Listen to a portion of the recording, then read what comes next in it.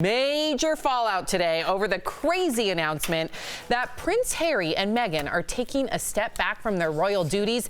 Take a look at some of the British press headlines from today. The Sun says, Megxit. Another reading, the Queen's dismay as Harry and Meghan step back from royal life. Speaking of which, and there is fierce speculation, did the Queen know? Now there are reports that the Queen, Prince Charles, William and Harry have all been on a four-way conference call trying to resolve everything and avert a royal war. Meantime, Piers Morgan is saying, quote, the Queen must fire their royal hustlers. Deluded Meghan and Harry should be stripped of their titles. The internet is having a field day with memes like this one, so long peasants. And late night comedian Trevor Noah, I gotta say, probably had the funniest take. Watch. Harry and Meghan are leaving the palace to become financially independent. And you see, this is what happens when you bring the first black woman into the royal family. Yeah. She looked at Harry and she's like, you need to get a job. You need a job.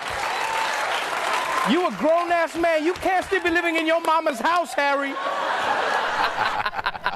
Yes, and this just into you guys, Madame Tussauds, the museum in London, they just took Meghan and Harry out of it. They are no longer represented, no longer. A lot of people also angry, a lot of Brits apparently angry because today is Kate Middleton's birthday and they feel like all this news is being overshadowed. Erica, what do you make of the fact that given that the Queen put out her own press release, many people believe that Buckingham Palace did not give their blessing or they were surprised that Meghan and Harry went ahead with their own press release? This is interesting because I do think that they are going to try to play this up as much as possible. I want to read this quote from Jane Bradley, who is the New York Times investigative correspondent for the UK. She said, yet the palace has never once said that they were disappointed in Prince Andrew and his friendship with a convicted sex offender. So I think that there's a lot of things playing out here. I think that that gave them, Harry and Meghan, a little bit of leeway to try to make their break now.